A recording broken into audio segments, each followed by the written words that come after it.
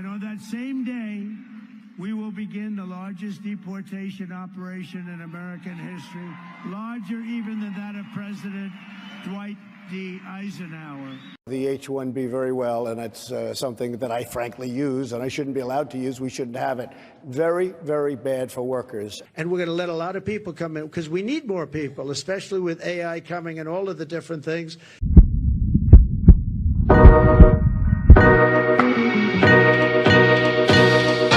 So wait, I just want to make sure I got this right. The guy known for telling a bunch of people stuff that they want to hear, told a bunch of people stuff that they want to hear, and then did something else? I know I heard a recording that was basically a warning somewhere. He has a sense of humor. He can be funny. He's great. What else recommends him? His ability to sell. He is charming. He is able to convince people. It's very much like Clinton. Both Bill and Donald have the ability to go over to a fat, ugly woman, say, "You are the most beautiful thing I've ever seen." So he tells everybody what they want to hear, and it's charming. Some of y'all, during Trump's rallies, even some of his interviews, you heard this. On my first day back in the Oval Office, I will sign a historic slate of executive orders to close our border to illegal aliens and stop the invasion of our country. And on that same day, we will begin the largest deportation operation in American history, larger even than that of President Dwight D. Eisenhower.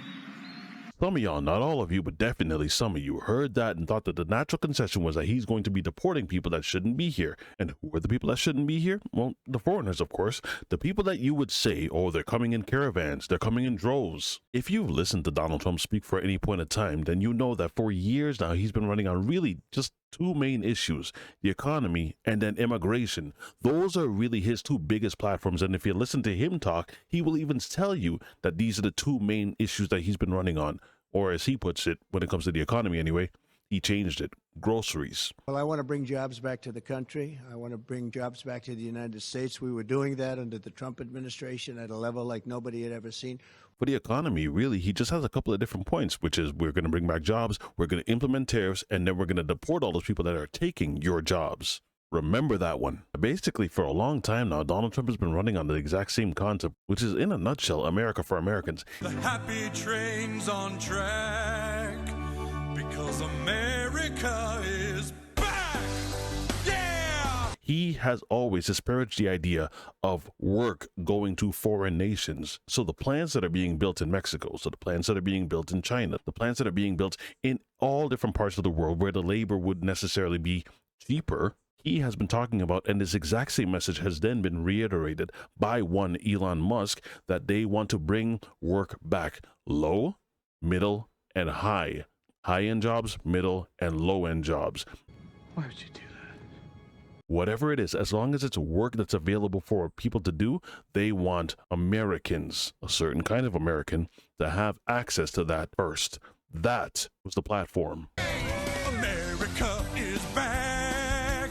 America is back! Wait! For about 4 to 8 years, he's been hitting you with the exact same three-piece combo. Jobs, tariff, and deportations. No, it's not! So now couple that with his slogan, Make America Great Again. When people think of America being great again, there's a period in time that they always think that America was once great that they want to return right back to. It's an image that has been etched in our minds. A family is a married couple with 2.5 kids. Oh, great, Dad. Yeah, oh, great, Dad. So if you just take a moment, I promise you, just a little moment, and actually listen to the things that he's saying pre-election, tell me, do you not notice a pattern? Damn! Do you remember when he was just talking about a very simple concept like groceries, how he's going to bring those prices down? It's a very simple word that most people don't even think about it. He just started using the word groceries as opposed to just talking about inflation. No. He personalized it with people. He hit them in the spot that he knew was going to be very sensitive to them, and also, dare I say, very triggering to them. He said that immediately he's going to bring those prices down. He has a strategy in mind that he's going to utilize to bring those prices down. There's no reason whatsoever that they should be this high. They've tripled, they've gone up 4 times or 5 times or however many. Never mind the fact that he also said that he's going to stop the wars on day one. We won't even touch on that. I'm looking to bring prices down because, I won on two things, the border, and more than immigration. You know, they like to say immigration. I break it down more to the border, but I won on the border, and I won on groceries. It's a very simple word, groceries. Like almost, you know, who uses the word? I started using the word, the groceries. When you buy apples, when you buy bacon, when you buy eggs, they would double and triple the price over a short period of time. And I won an election based on that. We're going to bring those prices way down. Or you just heard that, and never mind the fact that people were talking about tariffs, and he was talking about tariffs and what he's going to do in terms of bringing tariffs to these other nations that are treating him so badly, or that are treating the nation so badly. And it almost seemed like people were applauding, but had no idea what a tariff was. We're going to be a tariff nation. It's not going to be a cost to you. It's going to be a cost to another country. I heard Kamala the other day, Comrade Kamala. She said, oh, if you do that, he's raising your taxes. No, no, no. I'm not raising your taxes. I'm raising China. Très bizarre, non? No. Very clever. And all of these countries in Asia and all over the world, including the European Union, by the way, which is one of the most egregious. This, in a nutshell, became a media headline. Why? Because it almost seemed like people were having buyer's remorse all of a sudden when they found out what his real policies were. There were whole debates, discussions, and videos that were being made and put out there to just realize that a lot of folks were not paying too much attention to what Trump was actually running on. Questions that were being asked that were very simple, like, what is a tariff? Who pays a tariff? He still doesn't know how tariffs work. We're 8 years into this thing, 9 years in. He still thinks China pays the tariffs when they're paid by American companies. Yeah, I've seen him talk about tariffs. Very confused guy. Wait, so China's not paying tariffs right now? The tariffs are paid by the American companies that import the Chinese goods. That's the way it's such a fundamental, and I see you looking a little confused on this one. Yeah, I'm confused. This is the way tariffs work. What Trump did is place tariffs on Chinese imports. By the time the imports get here, China's been paid for this stuff. Maybe they get net 120 terms, right? But in a sense, China has already transacted. The American company who brings the goods in pays the tariffs. Really? You're kidding right now. No, I thought he said he was raising the tariffs by 50 to 100% for Chinese imports. You got to clip this. I'm begging you. You got to clip this and send it to me. I'm genuinely None confused. of this stuff is getting cut out, right? No. Oh, my God. We post everything. I mean, Trump did say that he does the weave. That's his practice, right? So he does a little weave so he can maneuver around the mainstream media, kind of picking out at his words all the time. I get that. I understand that completely. But when you start doing it to your own followers, that's where things really start to get a little tricky. Like his little distinction that he makes with controlling the border and then immigration. Trump is very much for borders. He's very much for border control, which is absolutely beautiful. But when it comes to immigration, though, massive, monstrous difference. The question that you need to ask is, did his position flip at any point in time? Because in 2016, he seems to have ran on something a little bit different. The H-1B very well, and it's something that I frankly use, and I shouldn't be allowed to use. We shouldn't have it. Very, very bad for workers. And second of all, I think it's very important to say, well, I'm a businessman, and I have to do what I have to do, and it's sitting there waiting for you, but it's very bad. It's very bad for business in terms of, it's very bad for our workers, and it's unfair for our workers, and we should end it. With this argument that Elon Musk ran into, and then with Donald Trump actually backing him, I think everyone is having that slow realization, all of his followers anyway. I think people are starting to have that slow burning realization that in all actuality, he's just another politician. Oh, shit. He is the establishment. What happens when the person that you're backing, in all actuality, is the establishment? Then what? The hot topic on Twitter that came up was the H-1B visas. Do you remember when Donald Trump actually ran and he was trying to gain the nomination? What did he say? Well, I'm a businessman, and I have to do what I have to do, and it's sitting there waiting for you, but it's very bad. It's very bad for business in terms of, it's very bad for our workers, and it's unfair for our workers, and we should end it. That is what you call his original perspective. So what would you call that? Is that a flip-flop? Is he backpedaling? Some people have. Don't be backpedaling. Backtrack. Wait, don't be backtracking. Listen. Because to me and a lot of other people, it makes perfect sense. Donors donate to politicians in order for that politician to then turn around and do their bidding. We're supposed to help our people. Elon Musk, in return, donated hundreds of millions of dollars to Donald Trump's campaign, and in turn, Donald Trump turns around and does Elon Musk's bidding. What is the bidding that's being done? Well, allegedly, it's the H-1B visas. Does the donor not have the permission to then turn around and say, I want you to scratch my back after I've scratched yours? Or, let me put it another way, I need you as a politician, as the president, to become favorable to what is beneficial to me and my endeavors and my business. Hence why Elon could have those arguments online about the H-1B visas and the people that he decides to hire that are fresh, they're ready to work. They just happen to not be Americans. Ticker dibs! Ticker dibs! They took our jobs! Yeah! Ticker dibs! They took our jobs! And then Mr. Make America Great Again will actually end up backing the guy that gave him $200+ million. Are you surprised yet? You know what's crazy, and this point only hits me after I really think about it. Donald Trump made a comment that I did not understand at the time, but it makes perfect sense now, where he was talking about deportation, immigration, the whole works, right? Like he normally does. But when he was talking about deportation, he said, we're going to get the bad ones out. And when you hear that, everyone goes, okay, yeah, that makes sense. You want to get the bad ones out. Okay, cool. But then he says, we're going to allow a lot more immigration. And to my knowledge, that's not what he's been running on forever. But then he also follows that up with, for the sake of AI. What does AI have to do with anything he's been running on beforehand? Y'all heard that comment before, right? Did you know what he meant at the time? Because to me, that sounds like, for the sake of AI, well, who uses AI? Who do you think? Basically, we're going to drill, baby, drill. We're going to get the energy prices down almost immediately, and we're going to close the border, and we're going to get the crooked ones out, the bad ones out, and we're going to let a lot of people come in, because we need more people, especially with AI coming and all of the different things, and the farmers need, everybody needs. But we're going to make sure that they're not murderers, killers, drug dealers, and the kind of people that we have largely coming in right now. Okay? You need more people. AI is coming.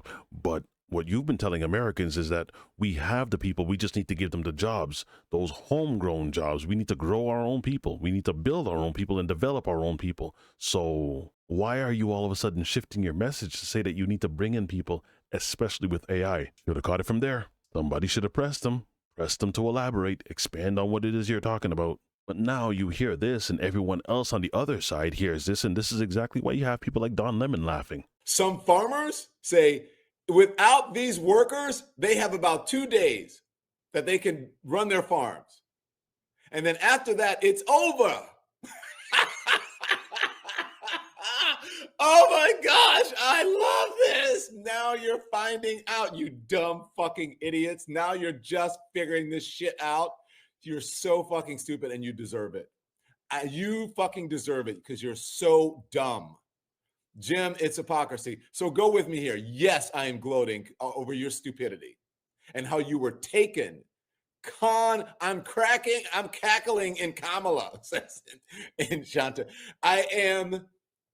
You have been co-opted because you're in a fucking cult and you don't even realize it because you have stupid MAGA brain. Those low, medium, and high skill paying jobs, his people were under the impression that he was talking about them when he said, I want to bring jobs back home. They're personalizing his campaign, that his campaign is going to directly benefit them. Not only are the prices going to go down, my gas is going to go down, my bills are going to go down, and then on top of that, my profit is going to go up because I'm going to now have a job. What they didn't realize, though, is that the tech guys have a lot of pull, millions of dollars of pull. Donald Trump loves his palms being greased. One guy, and this was on X, one guy even told Elon that he should build a school so he could train Americans so that you can avoid the whole debacle of having to get someone here, get them a visa, get them a place and build a thing for them to live and work and such, and just avoid all of that. Why don't you just train Americans? This is what you guys said. So yeah, let's get that started. Get us ready for these promises that you said that you were going to deliver.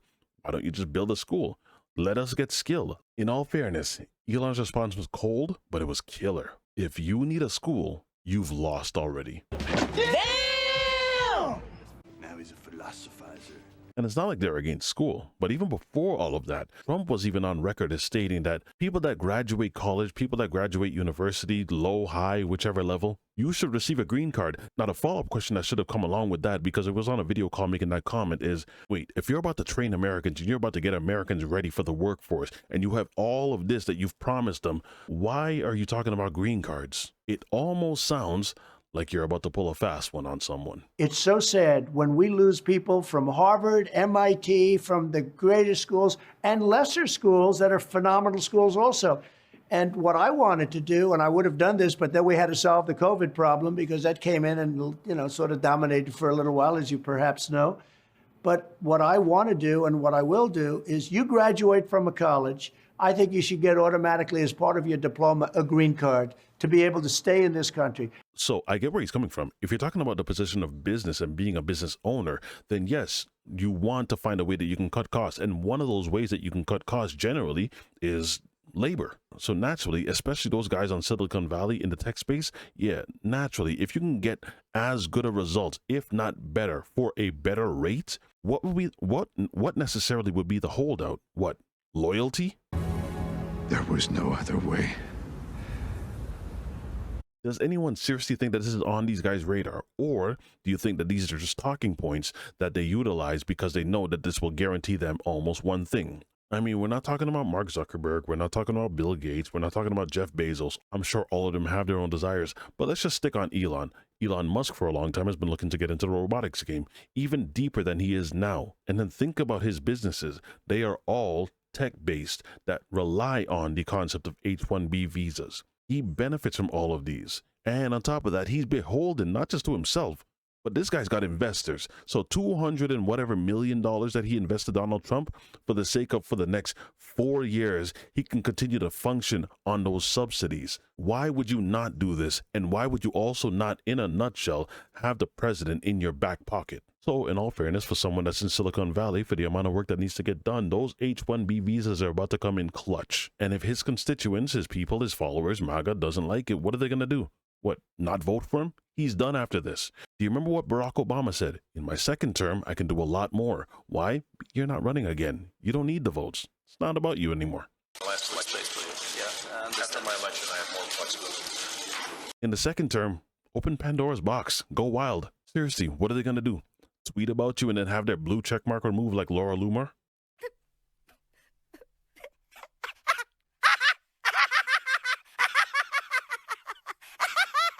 If you thought for a moment that the richest man on the planet is going to have deeper loyalty to you as the American people versus his checkbook, you have another thing coming. Capitalism. It's a hell of a game. So, in all fairness, if that means that telling some of y'all that we're not about to pay you 3-4 times the amount just for the exact same amount of work out of some notion of arbitrary loyalty, yeah, then most definitely you're about to lose out. After all, they already got your vote. Apparently, a bunch of people even lost their blue check marks because they tried to point this very same thing out. But he's a free speech absolutist, right? And what have they been calling Twitter for so long, or Twitter X, whatever it is? The new town square? So if it is, did Elon Musk not just remove your free speech? We need to come to terms with the fact that the Republican Party has been purchased, okay? And it pains me to say that because, look, I'm a diehard Trump supporter. I love President Trump. I'm not saying that, President Trump is bought and paid for, but the reality is if it's true what these Republican senators told me today and yesterday when I spoke to them, that is the fact that they are now too scared to speak out about Elon's influence and the national security risk that they believe that he poses to our country. And what we need to have a conversation about is what is it going to mean for the future of our country, our national security, and the incoming Trump administration if we have a bunch of technocrats who are also essentially welfare queens because their companies are receiving government subsidies and they want to take over our defense industry. If you have a bunch of tech bros with billions of dollars and direct unfettered access to the vice president and the president of the United States, and then they are also, very cordial with our adversaries, as in China and Iran. We see that Elon Musk is having these meetings off the books with Iranian officials, with Chinese officials. I know it's not a situation where all of this that's going on can be a situation of buyer's remorse. He's not even in office yet. What is it that y'all think? Is this a case of reality slapping you in the face? Are Elon and Donald's true colors really starting to show? And now that there's no pandering necessary, because make no mistake, all those rallies, that's exactly what this was. It's pandering. Every politician panders. And Donald Trump is just another politician. Were the 40 plus people in his administration right the entire time that he's not someone that should be running the country? And is Jeffrey Epstein correct in that he's willing to just say anything? Or are you, like others, holding out hopes that maybe Donald Trump might have a change of heart? Whatever your thoughts are, leave them in the comment section. If you guys enjoyed this video, don't forget to drop a like, and I will see you again on the next one. Be easy, y'all. Happy New Year. You have been co-opted because you're in a fucking cult and you don't even realize it because you have stupid MAGA brain.